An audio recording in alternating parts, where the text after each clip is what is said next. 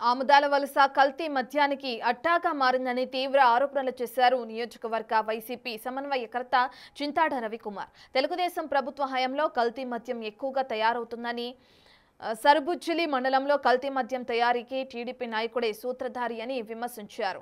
ఆముదాల వలసలో ఉన్న 20 వైన్స్ లో 16 షాపులు టీడీపీ ఎమ్మెల్యే కూన రవికుమార్ బినామీలు నడుపుతున్నారని, బెల్ట్ షాపుల వల్ల గ్రామాల్లో మద్యం ఏరులై పారుతుందని మండిపడ్డారు. రవికుమార్ గోవాలో విందులు చిందులు చేయడానికి కల్తీ మద్యం ఓనర్ డబ్బులు ఇస్తున్నారని ఆరోపించారు. కల్తీ మద్యానికి బాధ్యులైన ఎమ్మెల్యే కూన రవికుమార్ పై కేసులు పెట్టి సమగ్ర విచారణ చేపట్టాలని చింతాడ రవికుమార్ డిమాండ్ చేశారు.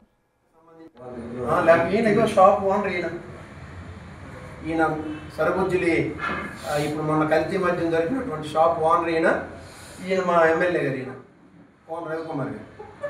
నోవోటెల్ ఇది కాండోలియం, అదంటారు కాండోలియం, నోవోటెల్ కాండోలియం హోటల్లో రోజుకు నాకు తెలిసి ఒక రూమ్కి 25,000-30,000 రూపాయలు కాస్ట్ ఉన్నటువంటి రూముల్లో విలాసాలు, విందులు, చిందులు, గోవాలో టూర్లు. మరి వీటి డబ్బులు ఎక్కడి నుండి వచ్చాయి? ఈ కల్తీ మద్యం డబ్బులా, లేకపోతే ఇసుక దందా డబ్బులా, లేకపోతే భూదందాలు కూడా ఉన్నాయి, ఆ భూదందాలకు సంబంధించినటువంటి డబ్బులు? ఇది మరి ఆయనే చెప్పాలి.